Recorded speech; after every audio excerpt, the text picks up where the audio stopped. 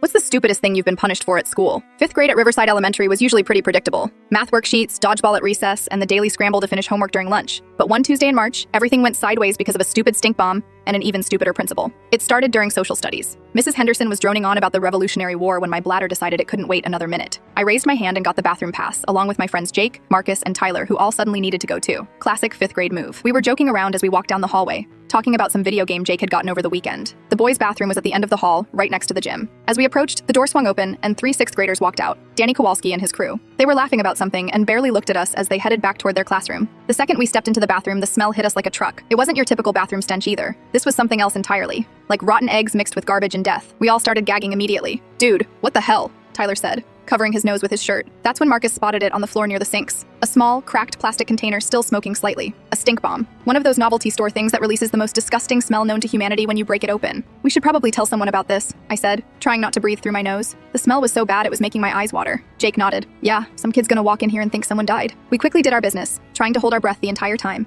then headed straight out to find an adult. Mrs. Patterson, one of the fifth grade teachers, was walking by with a stack of papers. "Mrs. Patterson," Marcus called out, "there's a stink bomb in the boys' bathroom. It smells terrible." Her face immediately shifted from neutral to suspicious. "A stink bomb? What were you boys doing in there?" "Nothing," I said. "We just found it. Someone must have set it off before we got there." She looked at all 4 of us like we were lying through our teeth. "Come with me, all of you." Before we knew it, we were sitting outside Principal Morrison's office, waiting like criminals. The secretary kept giving us dirty looks, and other kids walking by stared at us like we'd burned down the school. Principal Morrison called us in one by one. When it was my turn, he closed the door and gestured for me to sit in the chair across from his desk. The guy was built like a linebacker and had this way of staring at you that made you want to confess to crimes you didn't commit. "So, David," he said, leaning back in his chair, "want to tell me what really happened in that bathroom?" "We found a stink bomb, Mr. Morrison, that's it. We went to use the bathroom, smelled something awful, found the stink bomb, and immediately told Mrs. Patterson." "Uh-huh." He scribbled something on a notepad, and I suppose it just magically appeared there. "No, sir. Someone must have set it off before we got there. There were some 6th graders leaving when we were going in." "Do you know their names?" I shrugged. "I think one was Danny Kowalski, but I'm not sure about the others." He wrote that down too, then stared at me for what felt like forever. "Here's the thing, David. Someone needs to be held accountable for this. The janitor had to spend his entire afternoon cleaning and deodorizing that bathroom. The smell disrupted 3 different classes. But we didn't do it, Mr. Morrison.